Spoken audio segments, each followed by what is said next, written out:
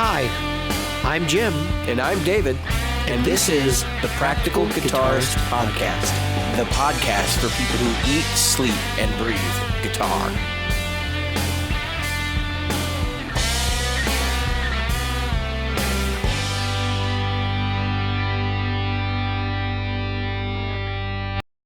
Good evening, Jim. Hi, David. I've Today moved is my an awful camera. day. My camera is now right here. Today is an awful day, which includes my wife getting into the closet behind me while we're podcasting. Yep.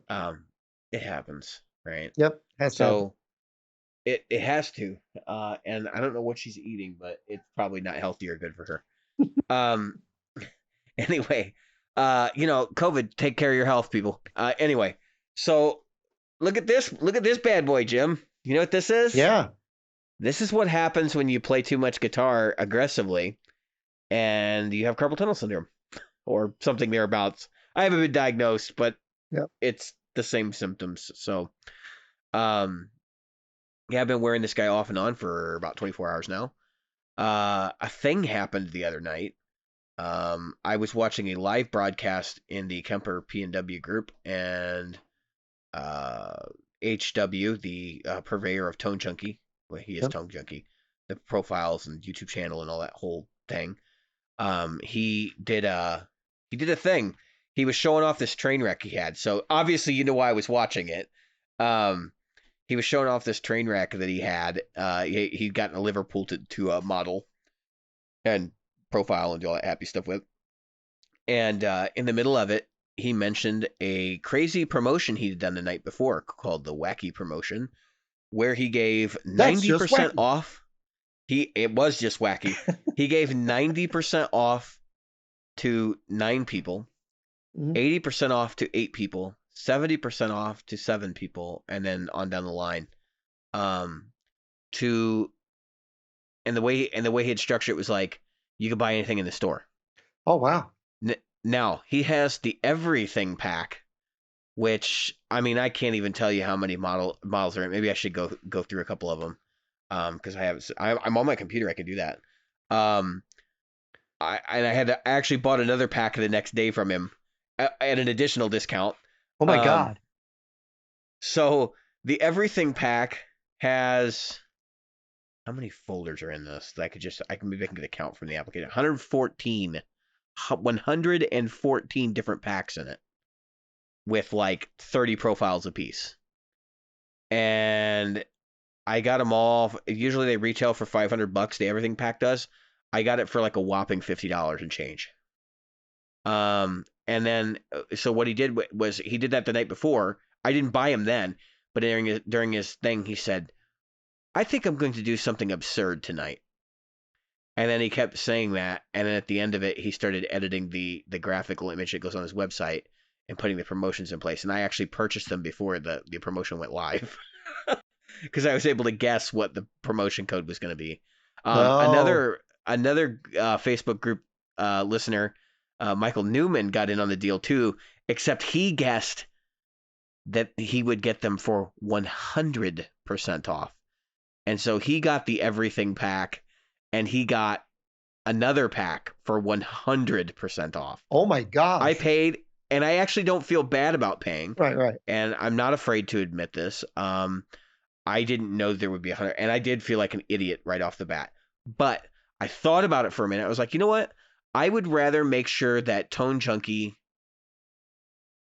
gets some money from me. Right. Number one, because he's helped the community so much. Like the Kemper community, there's so much YouTube material from him specifically that is like how to use the Kemper and how to use it the right way and all these different things about how to structure your rig around the Kemper and these different pieces of the whole process and program that I thought, I'll give him the money. Yeah. And I'm not going to feel bad about it. And I reached out to him afterwards because he had mentioned that he's doing a Fillmore. And I asked him, are you releasing the Fillmore this weekend? And he is, and I have it. That was what I bought the next day. I think I paid 60% off or 70% off for that, which was like under $9. And I was gonna say, it's when it was chump change. I mean, for getting like, and the profile. So I'm not in love with everything he does, but quite a bit of it's pretty damn great. Right. And I'm really excited to announce that he's going to be on our show, hopefully next week. Yeah. So it sounds like everything's set for a Wednesday recording session with him, and So people in the he'll be giving us some time. And yep. So people in the will we be broadcasting that in the group? yeah, and it'll be in the Patreon group, and then it'll be on YouTube later. So here's a question that I have for you, Jim. Huh? What do a Trainwreck Express, a Two Rock Ruby, a Dumble steel string singer, and a John Mayer prototype PRS amp have in common? Those They're are all- 4 amplifiers that he has profiled for those of you who are Kemper users. Really? Yeah, that he's actually had in his possession, either lent to him, gone to them, or otherwise in order to model them. Wow. Quite frankly, I think that's pretty cool, and he's got a lot more experience with super high-end amplifiers than you and I do. Yeah. He is still not. He got to do the steel string singer. He's got one right now, apparently, and he's still yet to get an overdrive special. And he posted at the group, and I went, if he's got a Dumble SSS sitting there, like, that's more rare than an overdrive special, and more valuable. Yeah. From what I understand, they're more valuable. Now, those are, I guess those are supposed to be lap steel amps, but a lot of guys who like really, really clean sounds bought them too, and Stevie Ray Vaughan was one of them. So it'll be cool. I can't wait till those profiles come out too. I want to see what they're like, but I got to stop buying profiles for a while because that was way over budget. I was not expecting to spend that amount of money. But I did because, it's a once in a lifetime opportunity. I probably would never be able to afford the everything pack without that deal. So thank you HW for that. But so Jim, you've been posting a lot of stuff, and I think some of it wasn't even in the group that I thought was very interesting and relevant to the show. But we've got one topic tonight that I really want to hone in on, because I think it's interesting to look at we're in a state of flux in the recording industry right now, and the music industry, and the decisions that get made regarding things like the Digital Millennium Copyright Act and even Joe Rogan's move to Spotify could have an impact on our industry depending on how things play out. Right. And I think we sort of disagree on the Joe Rogan thing, and that's interesting. We're going to explore that here in a second, but I think it's at least pertinent to people who are listening who actually are paying attention to the recording industry to know that things have not, like, we're still reeling over the fact that Apple happened, iTunes happened, Spotify happened, and all these other streaming services are starting to take hold, and really Pandora and all these other things are starting to take hold, and it's having an impact on music. And I think I was talking to my wife this morning, and I have some really interesting stuff to share towards the end of the episode, but because I sort of know how I want to structure my thoughts on this, but I think there's a lot to be learned here about the future, but I think there's also an opportunity for us to dial back the clock a bit. So let's roll back the clock. Talk about digital music. First of all, digital music started out in the 70s, believe it or not. A lot of people think that, it started in the 90s or even the early 2000s. But in reality, let's talk about the technology first. So digital music started out in the 70s. And then there was this creation of this thing that released to the world as a CD in 1982, when it was a game changer. So, most people, when they think of CDs, they probably think of a little bit later, but it was 1982 when the first CD was released, or the first CD systems were released to the public. Now, if we roll the clock forward and go quite a bit fast, we come up to the 90s and we come into when people started doing peer-to-peer swapping of music. Now, at first, it was relatively innocuous. And the reason for that is because most people had slow connections. You still had to be picky about what you were sharing. I think there's also a knowledge gap there too. Right. I don't think, because I can remember because I'm a technician, computer technician by trade, and I can remember cleaning quite a few people's computers for using things like LimeWare and BearShare. Good Lord. Yeah. And Kazaa, Napster. Because Napster was obviously the beginning, right? And there was a college where I lived at that time, RPI. 3 kids were fined $12,000 each for file sharing back in the beginning of Napster. And that was in Troy, New York. So as you move forward, I would have been early 2000s because I had just moved up there. So if we keep rolling though, what really broke the back of this file sharing stuff was a couple things. There was some DRMs that were really poor. Sony with their DRM, digital rights management, the way that they and then they went way over the top after that one. Yes, they did. And what they did, I mean, for those who know or remember, Sony put protective software.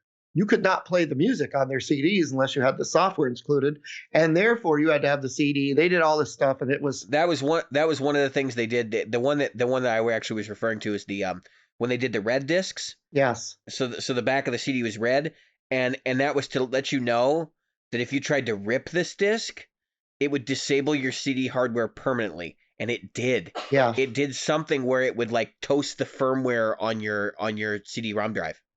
There were a lot of things, and they were found to be illegal. And they'll listen. Oh yeah, they got a class action lawsuit against them. So, the fact is that there were, and there's always been two sides of this. There's the fact that at that time, at least, you wanted a backup of your CDs because for 2 reasons. One, it's not practical to carry CDs around everywhere you go. We want to listen to music. And number 2, and probably more importantly, if I own a copy of that song and it's in my CD library, why do I need to carry that freaking copy around with me everywhere I go? And there was no real way for them to tokenize a song or individual music albums, so on and so forth. So let's roll forward some more. Let's talk about spoken word stuff, right? There's always been spoken word. Believe it or not, there's been spoken word albums. Probably the most famous of which are comedy albums like George Carlin and Richard Pryor and those guys. Never mind William Shatner. Yeah. Well, William Shatner's was supposed to be music, but we won't go into that. So as we move forward, I don't know if you remember, but around 2006, this guy named Howard Stern signed an exclusivity contract with a company called SiriusXM, right? And he signed that exclusivity contract. The difference between what Rogan did and what Stern did is Stern signed with SiriusXM, and SiriusXM, you had to have the player, you had to have the SiriusXM paid Sirius service. He signed a deal for cable, is what he did. That's right. And so that actually, Jim, even then they had an app. Yeah. Going as far back as you could listen to it on your PC. Yeah. Going back as far back as when he signed up with them. And I think that was actually part of the rollout process for his podcast because they knew a lot of people were. Well, they knew a lot of people listeners. were doing that. And if you think about the time frame, it was the right time for when smartphones were, rolling through and you had to have stuff. So it was a relatively intelligent move.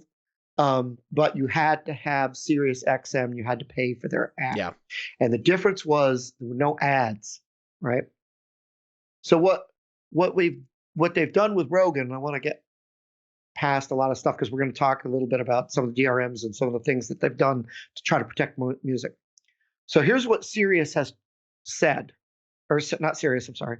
Spotify has said that is going to try to recoup their money because obviously you got to recoup your cash. You're not giving Joe Rogan $100 million because you think he's a great guy and you think that people should hear his message because really nobody thinks that. What are they selling? They're selling subscriptions and advertising. So they have two things, right? They sell subscriptions and advertising. Subscription based is just that, right? They're selling you 24 hours a day, 7 days a week of whatever you want to stream for whatever price you pay, right? That's a subscription. That's how it works. You don't pay more if you stream more music. You don't pay less if you stream less. You pay a flat fee. You get 24/7, whatever you want to listen to. And realistically, you'll never listen to music or Spotify or anything 24/7. They know that. they know that they've got certain amount of plays and so on, and streams and so on and so forth. I think it's just more or less to pay the advertisers that you're not listening. That's right, and that's exactly right. So you got to pay somebody because advertisers aren't getting money. So here's the thing that some people don't know about what they're going to do with Rogan.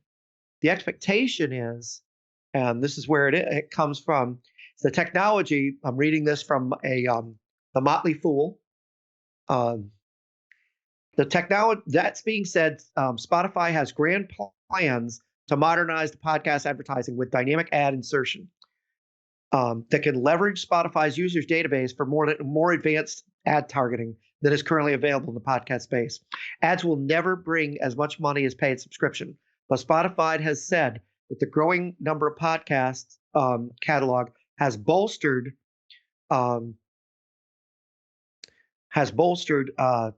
conversion rates for free users to paid subscribers. But here's the kicker. Those ads, those targets, guess where the ad money they expect it to come from? Here's the other side of it.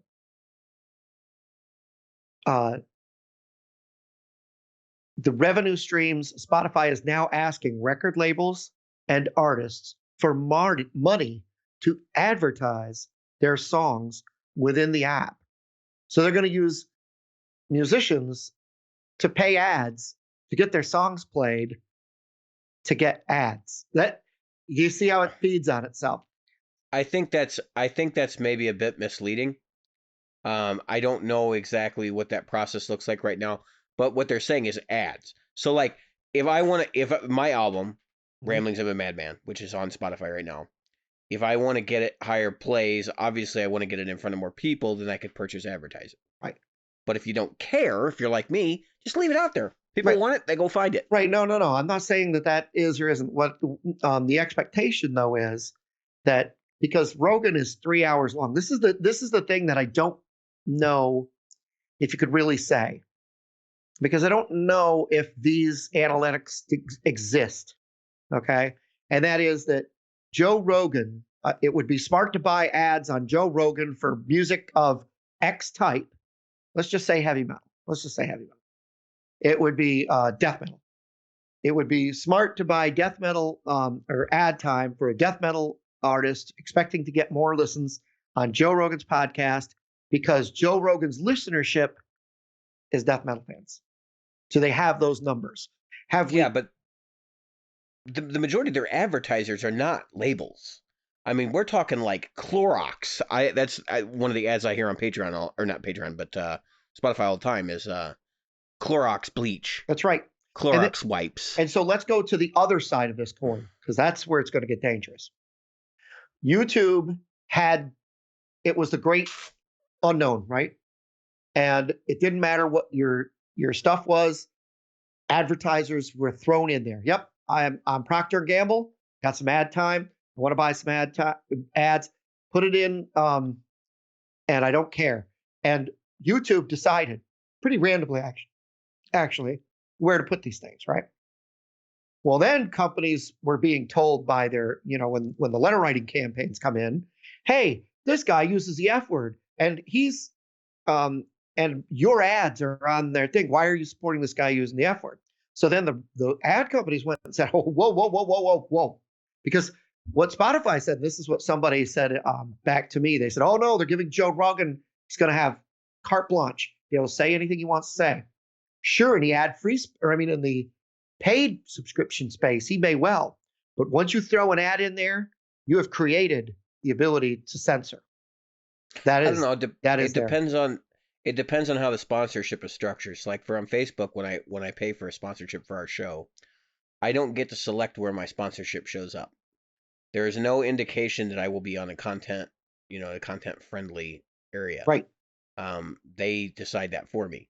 And that, I guess the expectation is in a digital world that where you're advertising, whether it's attached, let's say it's attached to one of the escort groups where you can meet escorts, which they do exist.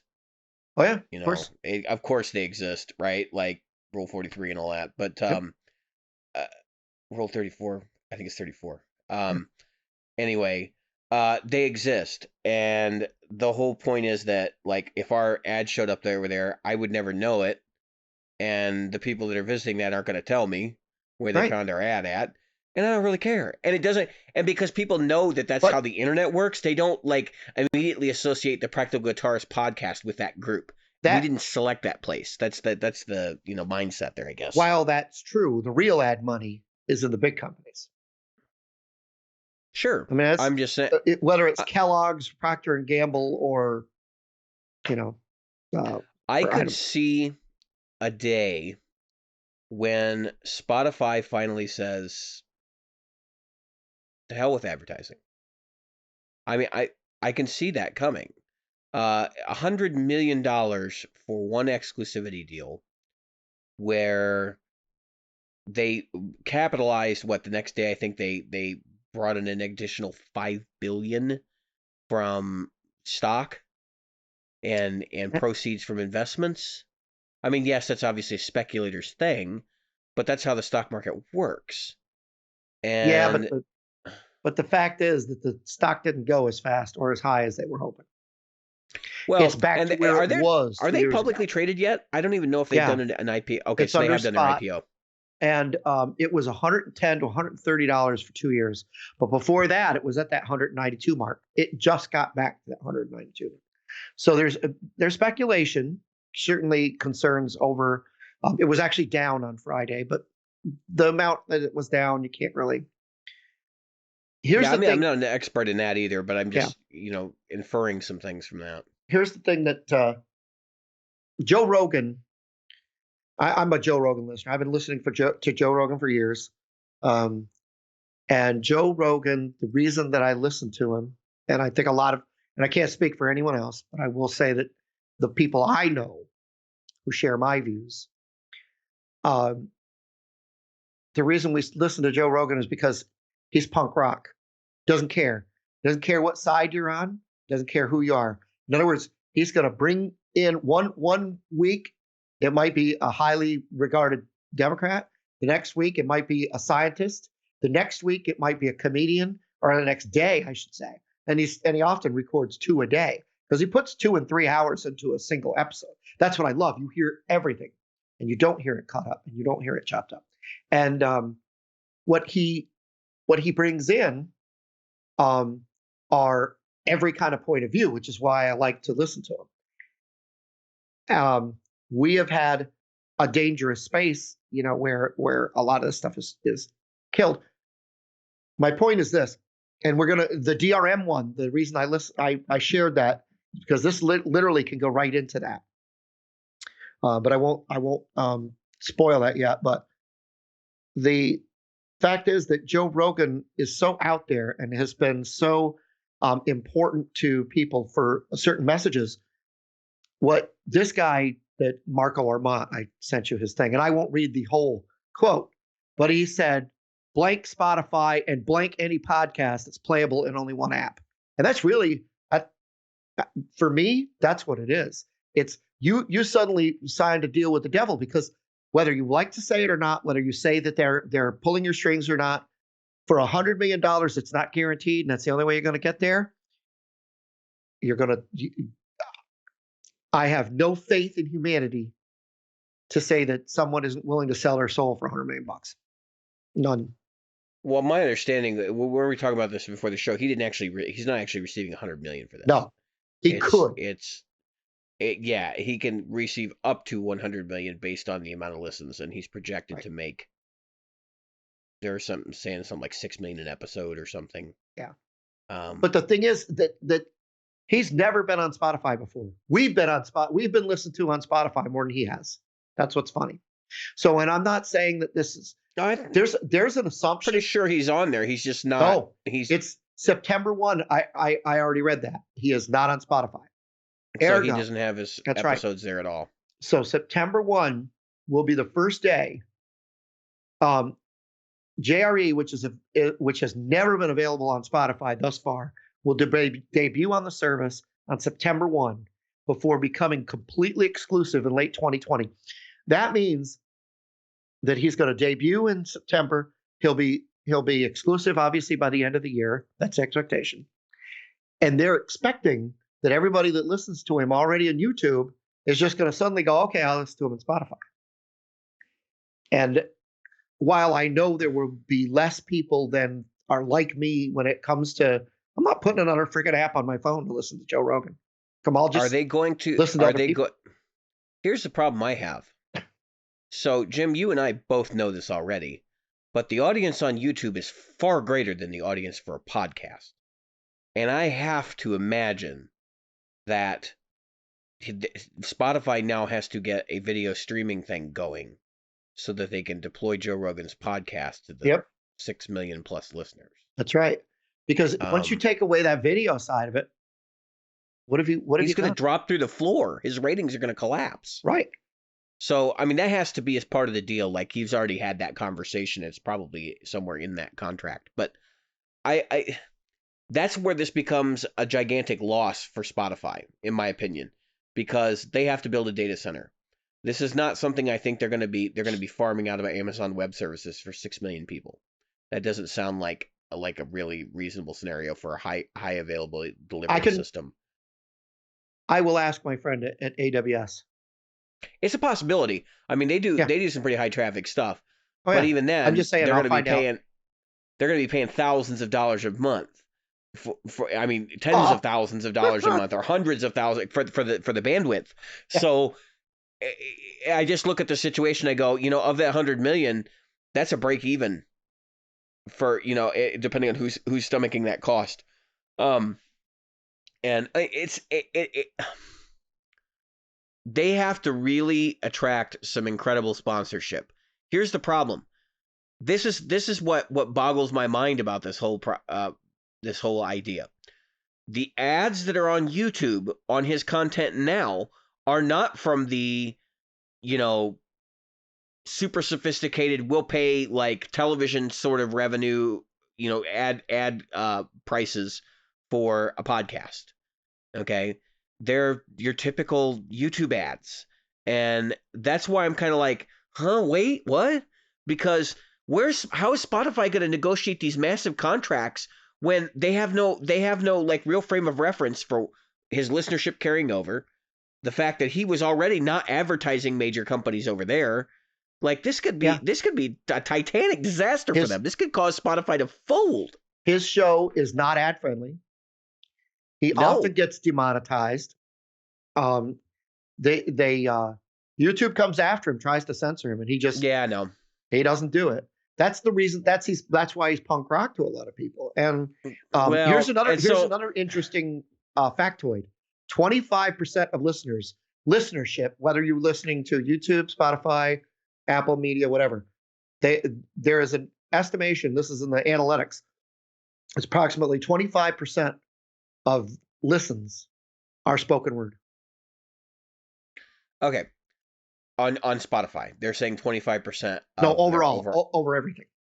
See, that's just it. Spotify may not fall into that 25%. That's where. Well, and that's okay. So that's the big gray area I have. Yeah. So the video you posted, and this is why I really took issue, and I thought this was a good conversation for the show, because they're alleging that Joe Rogan coming to Spotify is going to take away the ability for musicians to get their music listened to, because people only have a certain amount of hours in the day, and they're going to spend 3 hours listening to Joe Rogan's podcast.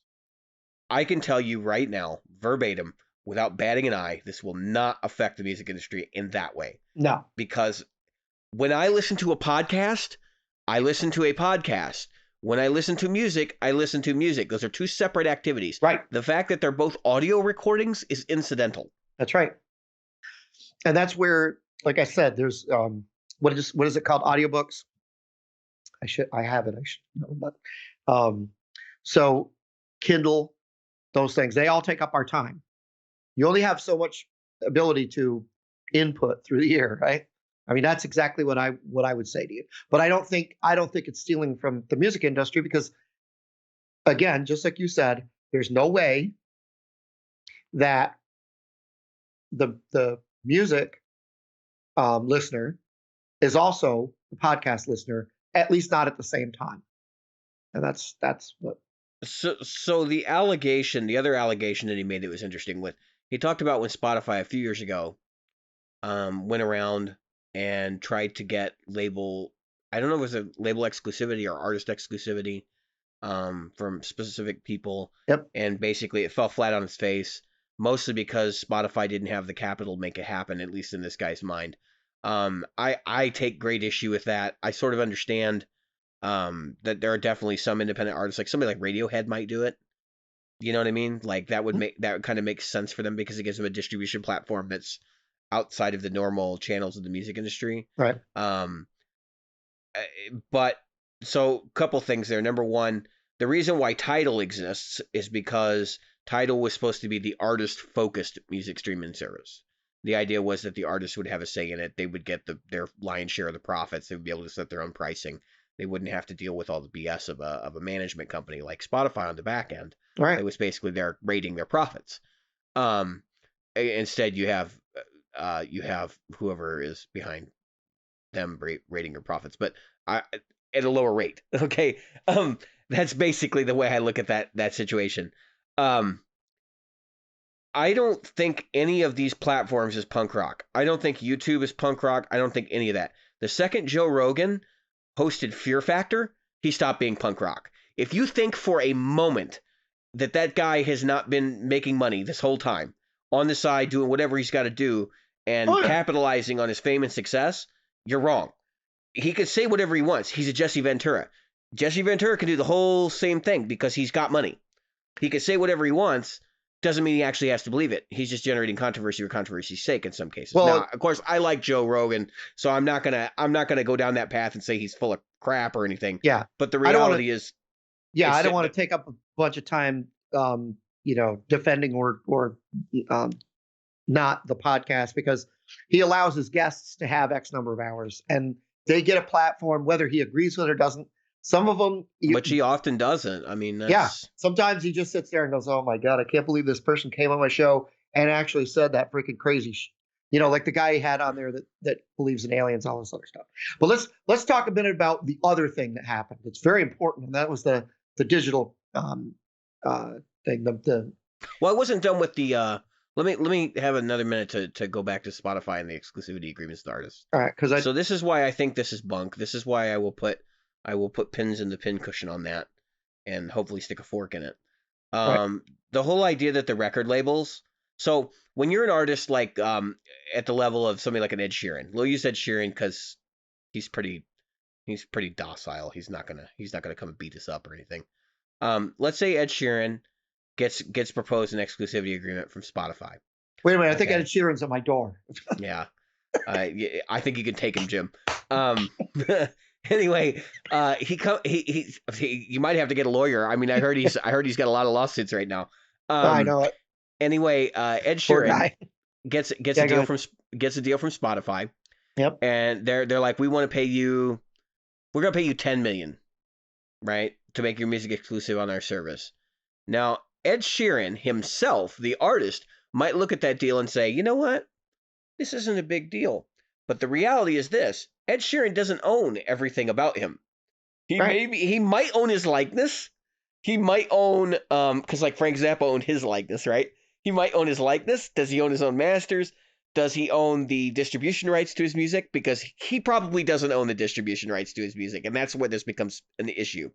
Mm-hmm. The label owns the distribution rights. Now, in many cases, the labels, like what Jim and I were having this conversation about publicly traded versus privately traded labels, right? In many cases, the label may be publicly owned, but it's owned usually as a subsidiary by a major recording company like Capitol Records or somebody like that, right? In which case, is Capitol even around anymore? I mean, maybe I'm picking on somebody that doesn't exist anymore, and that's fine. But the whole idea that that these companies are going to surrender their exclusive distribution rights for a quick buck to somebody like Spotify is ludicrous at this point. It is absolutely ludicrous, and I'll tell you why. Because they tried that at the end of the CD age. They were doing exclusivity deals all over the place. Do you remember the last AC/DC record being exclusively distributed at Walmart? Do you remember Chinese Democracy being exclusively distributed at Best Buy? Like that stuff was like the setting sun of that because Yeah, they realized that was not a way to do business. That was going to yeah. get them destroyed. Let's see, AC did it, AC/DC did it, Kiss did it, and Garth Brooks did it. That was 3 of the Walmart ones. Yeah. Somebody did it with Sears before Sears stopped doing records a long time ago. There was Kmart. Way back in the day, they had exclusivity. It never worked. That's why I don't understand lucrative this. business model. It's never stood up. It's never stood the hands of time or the same. I don't know what Spotify's market share is, but I can't believe they're over 50%. I could see them right at 50%, but with Apple being the other 50% basically. But I can't imagine them being beyond 50% at this point. Come on, for digital distribution. Yeah, that's what I'm saying. Like I could see them all taking, at worst case scenario, they're all taking a third.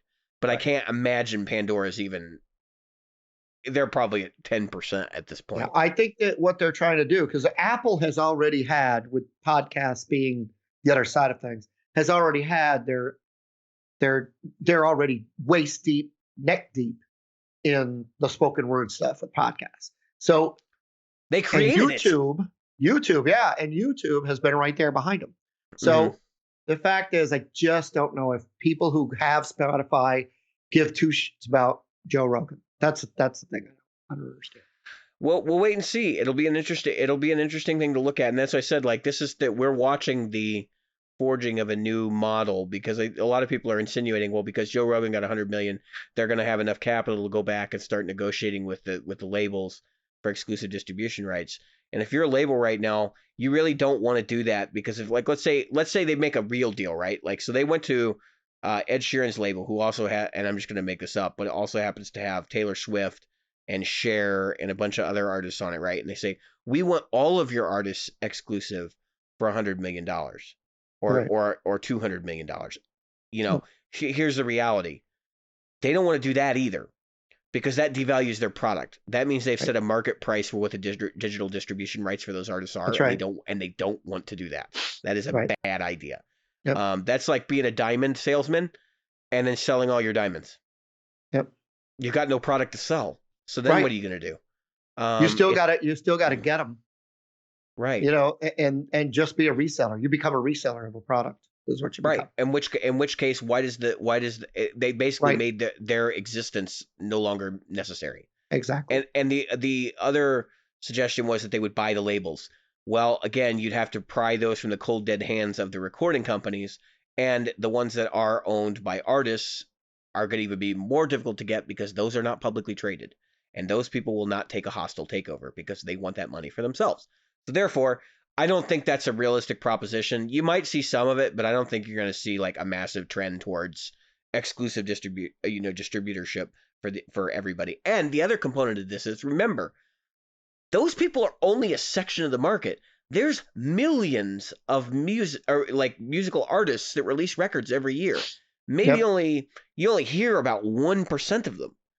But the reality is, the real industry is going on at the grassroots level, which we will come back to at the end of the episode when we talk about how the future could, how we could change things, how we could look to the past for like a way forward, because it's pretty clear we're in gridlock right now. We're still having these conversations 15 years after Napster. That's right. So the whole, what is it? The distributed music something. The Digital Millennium Copyright Act. That's it. Right. Digital Millennium Copyright Act. All right. So one of the things that's very important with that, the whole reason that people say, like, subscribe, you know, don't forget to like my video, put a comment, you know, blah, blah, blah, is because they want to feed the algorithm. All right. Yeah. Looks like you've got something delicious in there. You got to feed the algorithm. Cold coffee. Yeah. Oh, I hate cold coffee. I got cold coffee and water. I got water right next to it. So I don't even like cold. I two-fist water and hydration, hydration and coffee. So like, I don't even like cold coffee that's purposely cold coffee. So yeah, it's gross. So one of the things to think about, and this is just the thing that I shared is only part one of a congressional investigation they've done. to possibly change the laws. But this is the scary part that could come of this. All right. It's good and it's scary. Okay. So the big heavy handed channels that have had power this whole time, they get automatically suggested to you. If what that comes up, there will be no more automated suggestions. You will have to go find your own content again, because what's happened is one of the safe harbors that YouTube was using was that it didn't, it had rule sets that suggested based on your listening. But now that listening thing, you ever notice that now YouTube, doesn't matter how many times you listen to a certain channel, it always suggests some channel that's bigger just because they want you to watch that one? Well, now the algorithm is not human enough. So automated algorithms will have to be removed to be able to, they can still put advertising. And that's why I mentioned the advertising of musicians in Rogan, as it kind of comes towards this. You would have to get advertising, and you would have to find your own ways of getting that advertising. Now, I don't see anything wrong with that, except that it will be harder for a grassroots campaign to push its way up. But they've made it harder for in recent time. It's not going to happen anymore anyway. They basically want to have control over the market there. There's some. That's just it. The reason that they were given safe harbor was because in the beginning, YouTube was supposed to be, you had a website, right? But you wanted videos. Remember embedding a YouTube video in your website? And then that left, and it just went to YouTube. And then you can still embed. Oh, no, you can. That's not gone. I'm just saying that was the original. Oh, right. That most people were putting this stuff on their own website with embedded stuff. And sharing it. Really, you know why that was, Jim? Was because you couldn't get advertising revenue back then. There was no ad share. That didn't happen until way later. Yeah. So you would put it on your website with your own ads on it, and therefore then you would be able to generate some revenue. And so they were a safe harbor because what they were considered was just like if you have an online website where you then have a disk, a cloud storage. They were considered like a cloud storage, and they were able to go into that safe harbor that is cloud storage. To be able to go, we're not getting ads. We're not a business. We're just this little thing that's. And then Google bought them, and they started doing all the other stuff. And there was ad sharing. And now the guy from Chocolate Rain should have made billions of dollars, or millions of dollars at least. But anyway, the point that I'm making is that they may have to change. It hasn't been. I'm not saying it will happen. I'm not saying it has happened.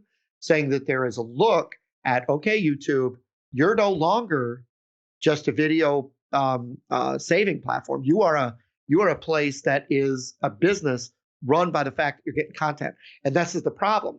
So they want to slap people around a little bit more. Those things that folks like Beato and those folks that say, "Oh, well, I just got a video takedown for this." That it's going to get even worse, not better, worse, a lot worse. So I think you might be right. I think it's still a toss up. Watch the whole thing and listen and read the paragraphs that they had in there. So here's the deal. The paperwork that the guy's showing in the YouTube video you shared, that is from the U.S. Copyright Office. Okay. Couple of things you need to know about this, about the paperwork that's drawn up there. That investigation started late last year.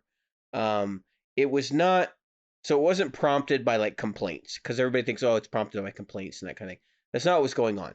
So they've been investigating the validity of DMCA, and this is not Congress. This is them on their own. They took it to Congress. That's the difference. Right. Okay? Because they want Congress to take action. Now, here's the issue. YouTube right now is one of the most popular, not just popular, but like populated platforms on the internet. So in order for them to justifiably disrupt YouTube, they have to be willing to say to the American people, we're going to take, because this is the way I read this. So if you were to go to YouTube right now and say all copyrighted material needs to be removed, which is basically under current DMCA, that's kind of what they have to do. If you were to go to YouTube right now and say that means that I would say probably 80% of the material on YouTube has some sort of copyright infringement flag that would probably have to be pulled down. Okay, or at least reviewed. If you were to do that, I have a feeling the American people would be so pissed off at the amount of content that the government just decided to strike from the record that people would not be getting reelected over it. I mean, we live in a society right now. 10 years ago, 15 years ago, when the Iraq War started, the second Iraq War, we were talking about the vloggers, that all of that stuff was being vlogged, and that the vloggers, influenced the next two elections after that, and the bloggers, that both video logging and just regular blogging. And I think we're living in the video, like the video content era right now, where so much of this crap that I've been seeing, like about coronavirus and COVID-19, are YouTube videos that are being shared on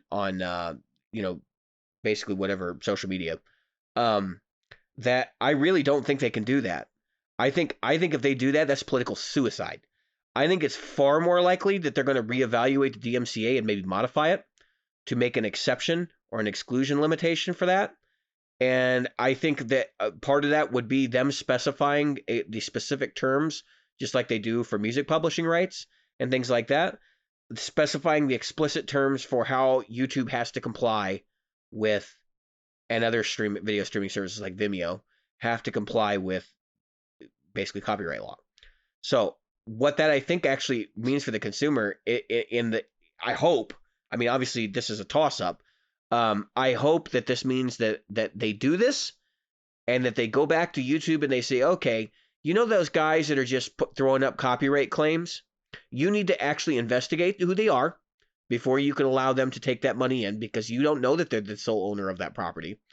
You need to have actual human review over these claims, which they don't now. And you need to have human review over the appeals to those claims. And on top of that, you're probably actually going to have to allow people to use the real laws on that stuff. Instead of saying, oh, this person was humming this song for 3 seconds, that they were obviously committing copyright infringement, because that's not copyright infringement. It's not. 3 seconds of a song is not copyright infringement. It's also transformative. But anyway. Yeah, I mean, that's basically like, that's in a nutshell. But we know YouTube is violating those rules right and left to protect their own butt, because they know that at some point the DMCA people are going to come knocking, And I can see that. I can see the DMCA getting that change. I would applaud that, but I could also see another change in YouTube. YouTube has been free for a long time for content, especially for large content folks. I think that's going to change, because the protection for those kinds of things. It already has. YouTube Red. It already has. They are buying content now. I pay. It's called premium, by the way. They don't call it Red. I know, but that's what I'm saying. But YouTube Red was originally not just ad-free, Jim. The whole idea was that they were going to buy the content creators to come under their platform and create content for their platform. And it's been largely unsuccessful, which is why I don't think that's going to happen. Yeah, some of that has. I'm talking about the fact that any content will have to have, like you said, there will have to be lawyers, reviewers, content lookers. There's a lot of it. There's a lot of it. I really do believe that they won't need as many people as people think they do. I think you could do the first round with AI. I think the appeals process has to be manually handled. I think the vast majority of people uploading content to YouTube are not trying to break the rules. And when they do, like we have done, they just say, yep, you're right. Go away. I'm not worried about. And somebody like Rick Beato, I'm sorry, but like, he falls under educational use. And so in that case, like, you can't really do anything to him. That's YouTube just being YouTube at that point. That's educational use. You know, Yep, but let's even. I don't even care about the specifics. I don't get the weeds of who it is or what they're doing. What I'm trying to say is, any of these creators right now, they don't dare take on anyone because they know that 1 strike, 2 strikes, you're out, 3rd strike. So YouTube bans your channel, takes it down, and you lose all your listenership. So it's funny because I know people who have done it more than 3 times in a going back and arguing with them and still have a channel and still have their. You can do it 3 times on 3 different videos. Can't do it 3 times on 1 video. 3rd time is the one that'll be issued your takedown. I still don't know of anybody that's actually gone through that process and been taken down. Yeah. Which is why I'm kind of like, eh. But again, maybe that's because the bigger channels really don't care if they're monetized anyway. My wife and I were having a discussion. So you talk about Markiplier, for example, like who's a pretty big YouTuber, or somebody like PewDiePie. They don't really care about the YouTube bucks because they're monetized in other ways. Like they've diversified enough. Like Markiplier has a clothing line, merchandise sales. He's done live tours, things like that. The exclusivity advertising deals for the video games they play on their channels are unbelievably large. People don't realize how much these guys are getting paid to play a game. Like, for example, $200,000 to play a game for like 5 hours. Like, it's just crazy. And if you think about that, it's like, do you really care that you're getting, $10,000 a month from your views last month?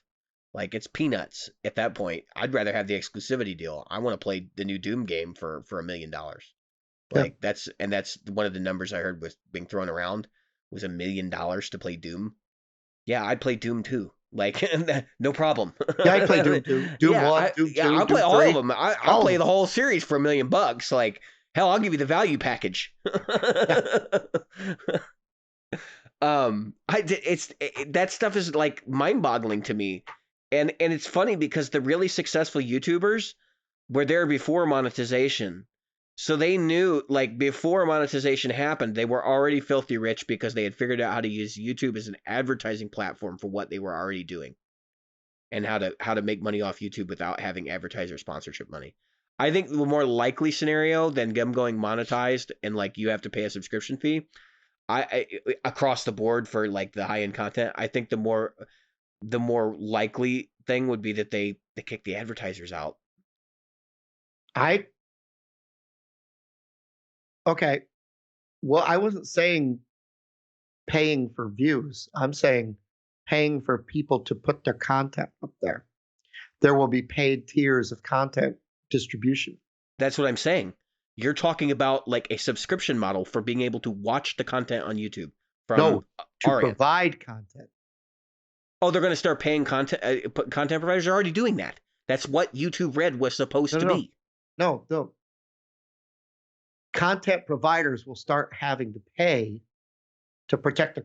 In other words, they'll have they'll have just like any other thing like that, where they'll say, "Okay, yeah, we'll be your cable company." I see what you're saying, but honestly, like, I could see certain people doing that, but in reality, I think the violation of fair use would be like, if you were to do that, you're obviously commoditizing people's ability to have rights. And that's a problem. No. All right.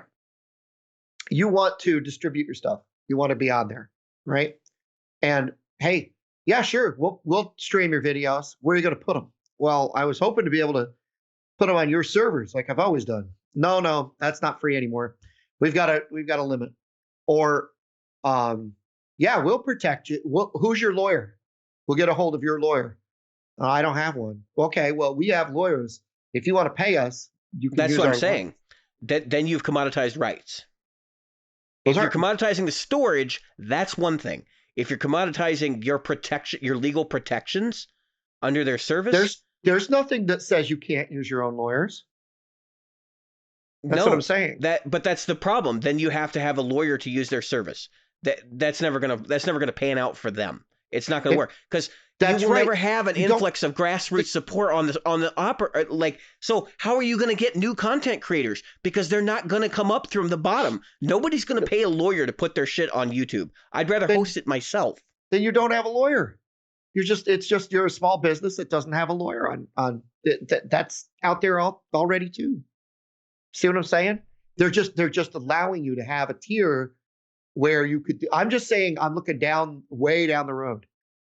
No, I mean, I get it. I still think the onus is on YouTube to provide the copyright protection for themselves. To ask you to provide that protection for that, because that's what that's about. That's not about providing copy protection for you or copyright protection from you. That is about protecting them, and that's what people have to understand about that whole situation.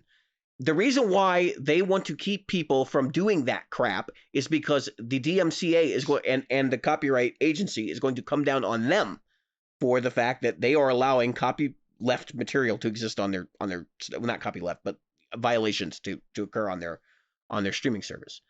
So if you were to say, hey, content provider, you are now responsible for protecting YouTube from their legal obligations, that doesn't really make a whole lot of sense.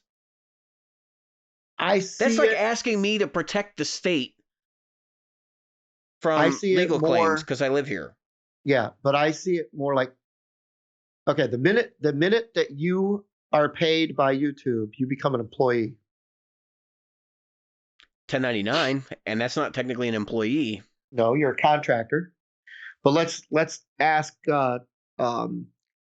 guys like Trey Parker and Matt Stone if they're contractor employees of Comedy Central, right? Well, in their case, they would be the producers of the show, so they would be an employee of the show and maybe whatever production company's behind it. That's a lot more complicated a conversation, I think. Yeah, I know. I'm just saying that I can see changes to YouTube coming. It has to come. I just don't know whether they're going to be. I just don't know whether they're going to be changes for the right or the wrong. That's what I'm trying to say here. Oh, yeah. I totally understand where you're coming from and the idea that YouTube is going to have to recoup this money somewhere. Yep. But the reality is this: YouTube makes a lot more money than it's paying out to people. A lot more. I'm sure they're not in it for the goodness of it. YouTube is the cash cow that Google is using to pay for everything else right now. Oh, yeah. Which is the crazy thing. Like, okay, so yeah, obviously Google makes money in other places, but a lot of this crazy, stupid development work that goes on. They got to pay for Fitbit. Yeah, I mean, all of this crazy, stupid development that's going on behind the scenes over there is being done largely with money funded by projects like YouTube, which were not things they built. They were things that they bought that were already successful, which is pretty staggering when you think about it. Yeah, when you think about, okay, so YouTube started as a video about I can't remember, a person at the zoo that I don't remember if it was the thing, but that was the first video on YouTube. And that was that guy that said, okay, I'm going to create YouTube. And he and his friends that created YouTube did their thing. And then you had your Numa guy, you had Chocolate Rain, you had the, the comedy videos, many of which were not uploaded by the original people anyway. Right. The Daniel Tosh fodder, and especially in the early Daniel Tosh. And then what was it, 2009, 2010? Google came in and said, "Hey, we want this." I remember that, and I panicked when that happened because I was like, when Google buys it, when the rumblings were going on behind the scenes that both Google and Microsoft were competing to purchase YouTube. When that whole conversation was going on, I kind of panicked because I was like, this is a really important platform going forward for music, and I could see them making a mess of it. Yep. And they have, in some ways, made a mess of it, but they've also done a really good job of filling out the platform and making the platform a lot more usable. I just feel like they have really mismanaged a lot of the, I would say the A&R, like to use the music term, A&R side of their service. For sure. And they really need to get back to the fact that their core commodity is not that they provide video storage. It is that they have a wealth of content creators. That's right. That is what they sell to advertisers. And the fact is, you talked about earlier, the game community, music community. they pretty much ignore us, both of us. And it's funny because the game community, they had a meeting with the YouTube's CEO last year, and they asked her straight up, "Are you kind of ignoring us? You don't even we bring in a lot of money. That's what people watch. The bulk of kids that are watching YouTube are watching other kids play games. I mean, let's face which it, is that's what they do. absolutely staggeringly insane to me. But yeah, It's insane to me too, but I see it. I see my kids are. One of my kids has a a Twitter thing, and that's what he does. Or we not stream on Twitter, Twitch but, occasionally. My Twitch wife and and I. I yeah, mean, and he does the YouTube thing, and he makes money at it. But the thing is that when you take this stuff and you go, all right, well, here's these streamers, making millions and millions of views, I mean, millions, and YouTube just goes, yeah, okay. I mean, whose butts are they kissing? CNNs, ABCs, and MSNBCs. The people with the big money who are now trying to shove that stuff down your throat. And I don't even know why I get that stuff in my feed, because I could care less if ABC exists tomorrow. It's a dinosaur that should have died a long time ago. CNN would never have gotten foothold if it hadn't been for a war that I fought. I was there on the ground. Okay. And to see CNN become this freaking platform of that, don't even get me started. where they weren't even there. Yeah. I mean, come on. I can't stand the egos and the audacity that these people have to say how they bring you, the news. I mean, I'll find my news. You just keep doing your thing. I'll find the news, because I don't need words twisted and 8-second sound bites, because that's not what the war was. It wasn't 8-second sound bites of some English guy sitting in a bunker miles back behind enemy lines with a blue screen behind him. Yeah. Oh, I hear the sounds of gunfire behind me. It's terrible. The explosions that are going on behind me. Hold on, I must sip my tea. Yeah. Get out of here. I mean, I'm just saying. It just irks me. But So- anyway, we have destroyed tonight's podcast. No, we're not done yet. We got more to talk about. All So I'm gonna try to get us out of here in the next 30 minutes. I think right. I think we can cap it up. So We what I can want to salvage talk about, this. all of these different things that we're talking about, which regard around, content creation, all this, like music is a form of content. So obviously, like, we're watching the world around us change daily. Jim, you have been, I mean, you've been watching this basically since birth, like the change of the industry, which is essentially like going from regional bands and maybe some national artists all the way up to only national artists that can make money at it. Um, where the recording industry was paying advances to keep them afloat, now to where the artist has to be like basically their own property, handling their management, their distribution, their all those different things, and on anything less than like an international level. Yep. And now we're reaching this point where we're kind of like making the swing back, where creator based content is starting to take over again, and where we actually do have some of the power to go out and throw a fit and say, That's right. you know what, you like this stuff, you want it, fine, then support us. Right. I think we could be on the cusp of something really big about to happen, where we go back to actually having regional music. And by that I mean, so like right now, let me give you this model. So during the days when the blues and jazz were in their heyday, you had like the Kansas City scene, you had the Chicago scene, you had the Mississippi Delta scene, which was like all over the South, like basically Southern music in general. You had like New York jazz, you had LA jazz, all these different things that were going on in different places that were not aware of one another. Like, Right. unless there were certain circumstances, they might be aware of one another. But in general, like Les Paul probably wasn't listening to recordings when he was in New York from people from LA, unless somebody handed it to him and said, "Hey, I got this when I was in LA." Um, And obviously Les Paul eventually did move out to California. But that was a whole other, like, that's the difference in time, right? Like there's no worldwide distribution. And as social media, like I just was examining my social media the other day. Obviously, like my Facebook account, I have a lot of people that I've got friends of through friends of the show, who've Right. ended up on my Facebook account, but largely most of the people in my account are local. And I think the interesting thing about social media is we tend to gravitate towards family, locality, and then what other online endeavors you have going on.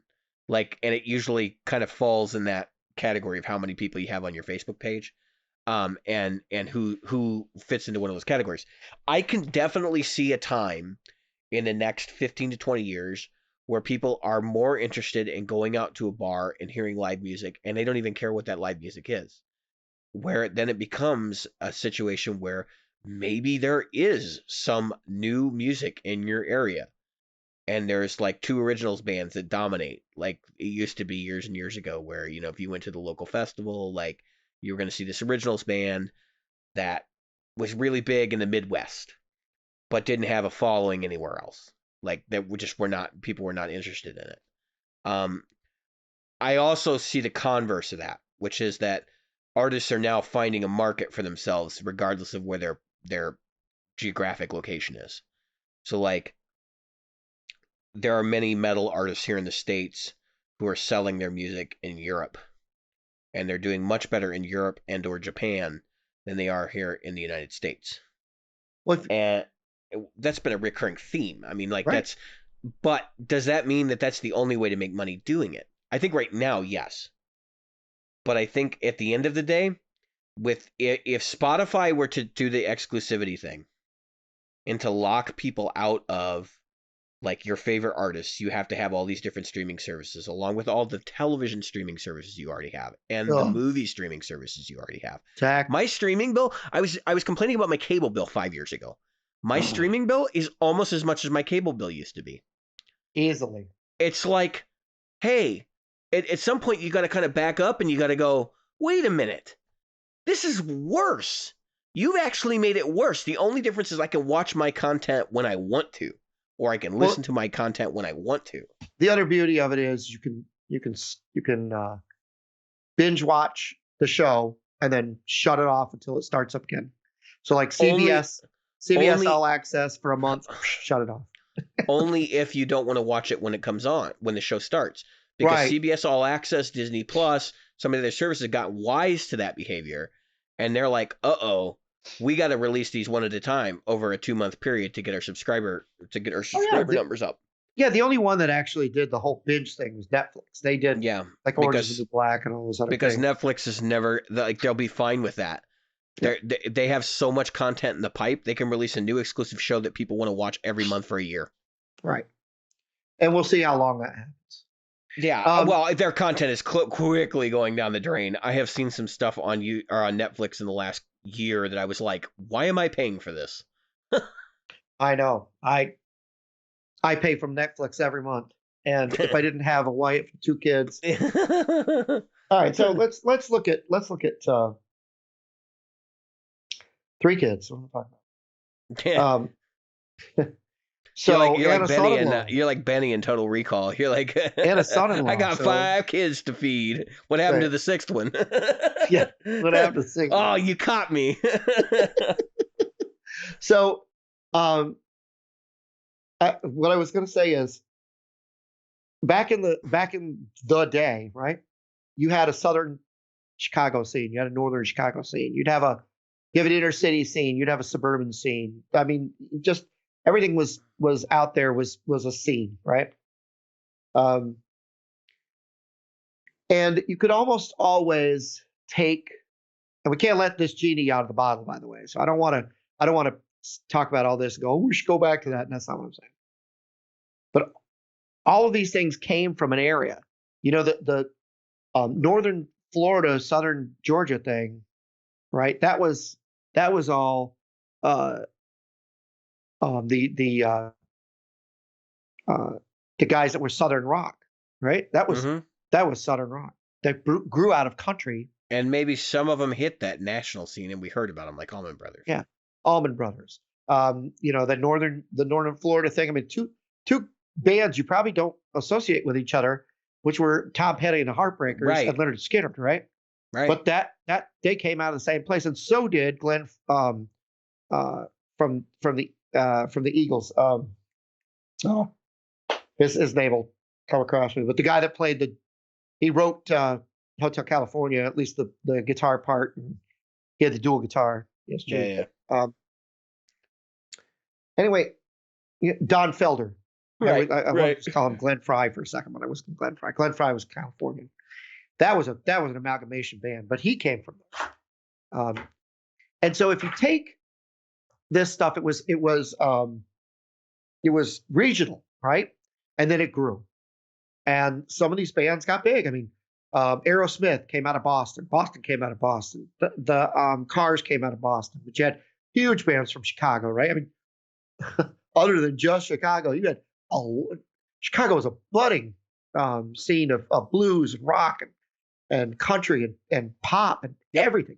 I mean, Richard Marx came out of Chicago. I mean, everything grew out of Chicago, right? There's a rich jazz scene here too, and that's now. So the interesting thing is, and I this is what I wanted to link it back to. So you're absolutely right. There's these like it's a regional culture thing. Yeah, and I feel like the last 20 years to 30 years of music and also art and film and all that stuff have become a nationalized thing. Whereas like the whole nation is supposed to get behind the same culture per se. Like Chicago's culture isn't necessarily different than New York's culture in interesting ways, right? I mean, you can get a Chicago style hot dog in New York or somewhere, pizza, and, right? right.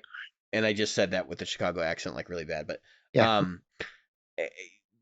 But that's my point. Like now that like we have established that these things exist, suddenly now it's countrywide culture, right? Right.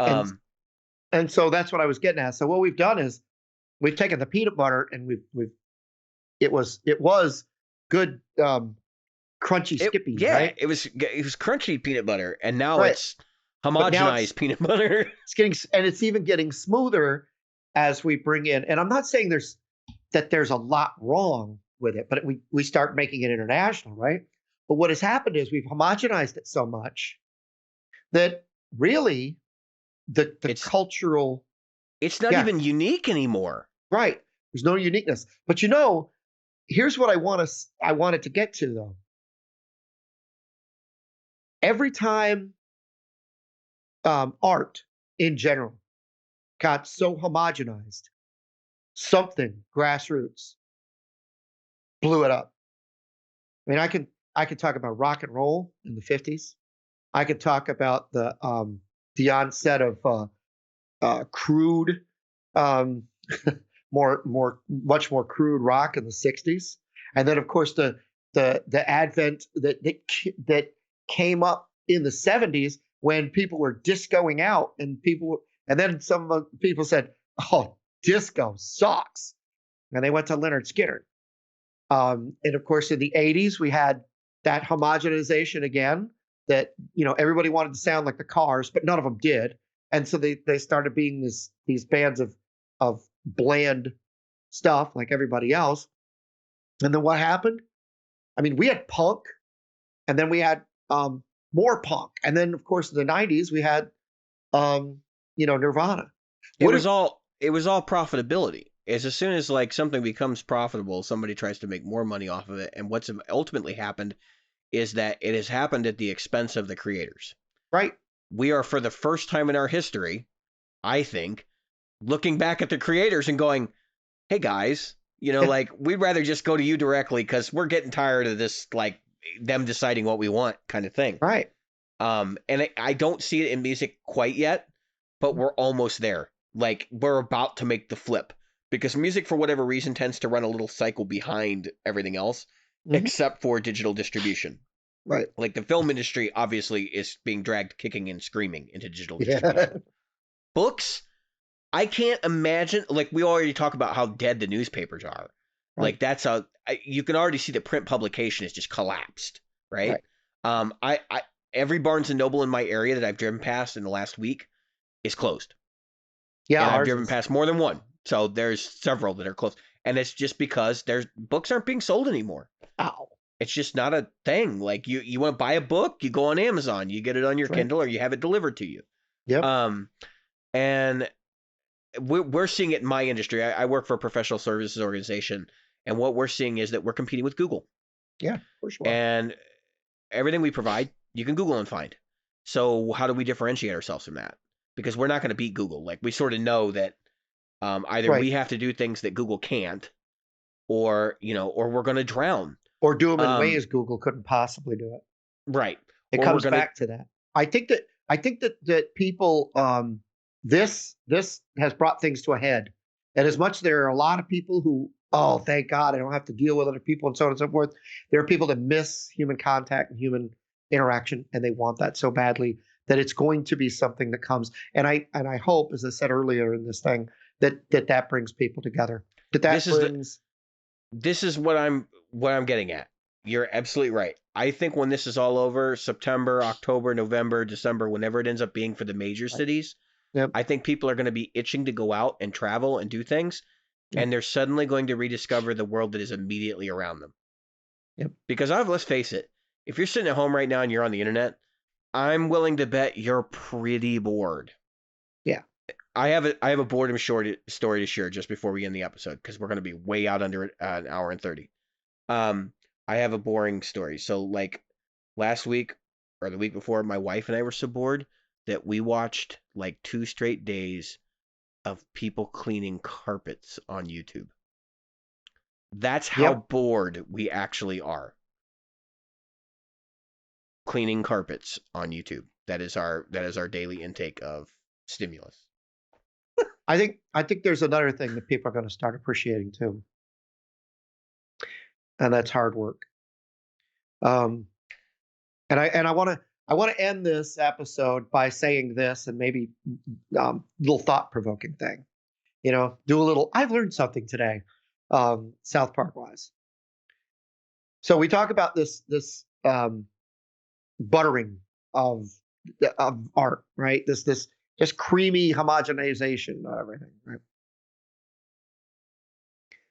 I'm hoping that people finally take it to heart when you have said this, I've said this, so many people in the podcast industry and the guitar world have said it. I can't think of a single guitar podcast that hasn't said something like this, yet I actually saw one that, and I wish I had remembered the one I saw today, because I really wanted to slap them in the face for saying it. You don't need to be like everybody else. You need to be yourself. And musically, you've got to start looking for that. You've got to start finding your tone. You've got to start finding your sound. You've got to start finding your thing. And you're not going to do that by chasing your friend's gear. Find a gear you think will work well with you. Find the gear that works well with your set of stuff, your system. It's all a system.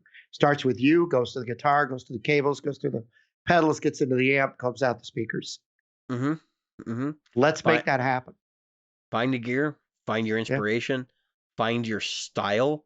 I can't tell you how many people can't figure out what genre they are. This is the like the thing that always boggles my mind when I talk to people, and I'm like, what genre do you play? Like what genre is your band? Usually not what genre you play, because most people play more than one genre, right? But they're like, we don't have a genre. We defy genres. It's like, get bent. Like seriously, you don't have I don't have a genre. Let me tell you something right now. You have a genre. Shut up. Like you're totally like trying to be self-important. Don't be afraid to say, hey, we kind of fit in this niche. Yep. But we also borrow from this other thing. But don't be like, I don't have a genre, because it just makes you sound ridiculous. Because you're full of crap. Everyone has a genre. I mean, that's just part of it. Like that's part of the whole thing. But that doesn't mean your genre has to be immediately obvious either. I know there's a show listener that I talked to, and I said their genre was kind of like folky, like country stuff, and they're like, well, no, and then I said Americana, and they're like, yeah, I would fit more in that motif. And Yeah. it's like, yeah, you can get somebody's genre wrong, sure, and that sucks. It makes you feel really stupid when you say that. But Yeah. yeah, no, so don't be afraid to homogenize yourself a little bit. Like say, Oh, hey, yeah. I kind of want to cast my lot over here with these people. But it doesn't mean you have to fit in the neat. Like you can be a circle peg in an octagonal hole. Like Right. Right. you know what I mean? Right. Um, Exactly. You may so not fill all the little jagged edges, but you get through. and to we talked about the butter image, like the idea Yep. of peanut butter and crunchy peanut butter. There was a critical theorist by the name of Homi Bhabha, and I read much of his work when I was in college. And one of the things that he discussed, I had a college professor. This is literally is my final thought because I'm about to end the show. He said that culture used to be chunks in like a bowl of soup, chunks Yep. of food in a bowl of soup. And he said, as we've accepted more and more cultures, it's getting more and more congested and it's turning into a stew. It's becoming thicker. And I still think there's culture out there, but I think you have to seek it out. And I think we need to add some water to the pot because we don't want a stew. We definitely want a soup. Soups are better. So with that, I have been David, I've been Jim. and tonight we've been the Practical Guitarists.